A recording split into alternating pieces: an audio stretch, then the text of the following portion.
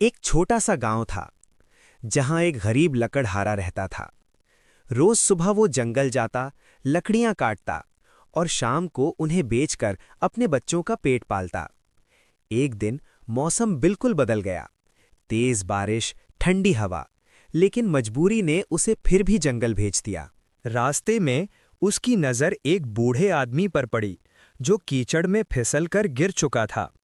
لکڑہارا رک گیا، سوچا آگے چلا جاؤں یا مدد کروں۔ اس نے اپنی لکڑیاں زمین پر رکھ دیں اور بوڑھے کو سنبھال کر کھڑا کیا، محفوظ جگہ پر بٹھایا۔ بوڑھا مسکرایا، ہاتھ اٹھائے اور کہا، بیٹا، آج تم نے صرف میری نہیں، اللہ کی مدد کی ہے۔ شام ہوئی اور لکڑہارا بازار پہنچا تو ایک تاجر نے لکڑیاں دیکھیں اور عام قیمت سے دگنی قیمت دے دی۔ لکڑہارا حیران رہ گیا، آنکھوں سے آنسو بہہ نکلے اور دل سے کہا، یا اللہ، تیرا شکر۔ یاد رکھو، نیکی کبھی ضائع نہیں جاتی، وقت بدل کر ضرور واپس آتی ہے۔